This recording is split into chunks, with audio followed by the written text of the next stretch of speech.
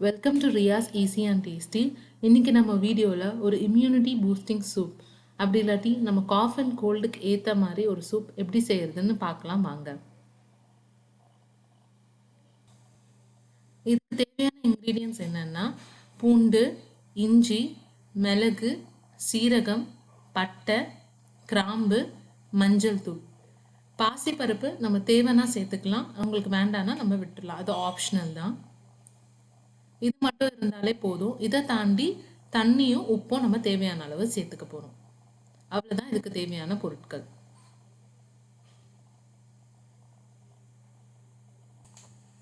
இப்போ ஒரு pressure cooker எடுத்து வச்சுருக்கேன். அதில் 5லேருந்து 6 பல் பூண்டு சேர்த்துக்கிறேன். 1 இன்ச் அளவு இஞ்சியை நல்லா துண்டு துண்டாக நறுக்கி வச்சுருக்கிறேன், அதை சேர்த்தாச்சு. 1 இன்ச் அளவுக்கு பட்டை, 3 கிராம்பு, 1 டீஸ்பூன் அளவு மிளகு, 1 டீஸ்பூன் அளவுக்கு சீரகம், அப்புறம் 1 டீஸ்பூன் அளவுக்கு பாசிப்பருப்பு சேர்த்துக்கிறேன். இது நீங்கள் தேவைன்னா சேர்த்துக்கலாம், இல்லாட்டி விட்டுறலாம். இதோட 1/2 டீஸ்பூன் அளவுக்கு மஞ்சத்தூள் சேர்த்துக்கிறேன். இது எல்லாமே சேர்த்து 750லேருந்து 1 லிட்டர் அளவுக்கு தண்ணி சேர்த்துக்கிறேன். இதே நீங்கள் பாத்திரத்தில் செய்கிற மாதிரி இருந்தீங்கன்னா இன்னொரு 500 ml தண்ணி எக்ஸ்ட்ரா வச்சுக்கணும். இப்போ தேவையான அளவு உப்பு சேர்த்து நல்லா கலந்து விட்டுக்கலாம்.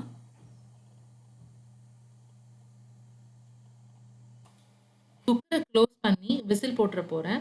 ஸ்டவ்வை நல்லா மீடியமான ஃப்ளேமில் வச்சு 10 நிமிஷம் போல் இதை வேக வச்சு எடுக்கலாம்.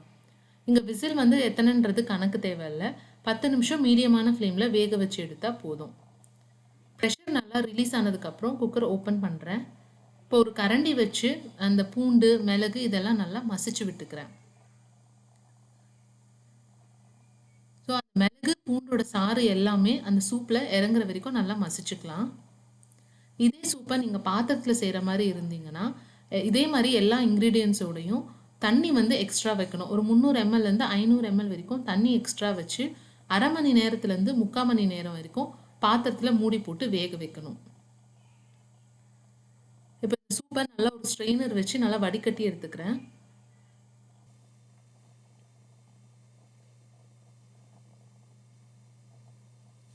அவ்வளோதான், சூப் ரெடி ஆயிடுச்சு. இதை நம்ம சுட சுட சர்வ் பண்ணலாம். இதோட தேன் சேர்த்துக்கிட்டோம்னா காஃப் அண்ட் கோல்டுக்கு ஒரு நல்ல ரிலீஃபாக இருக்கும்.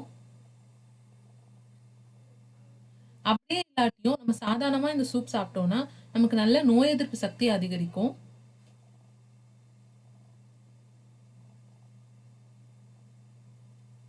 இந்த சீசனில் இந்த சூப்பை நீங்கள் எல்லாரும் கண்டிப்பாக ட்ரை பண்ணிவிட்டு உங்களோட ஃபீட்பேக்கை எங்களுக்கு கமெண்ட்ஸில் கொடுங்க.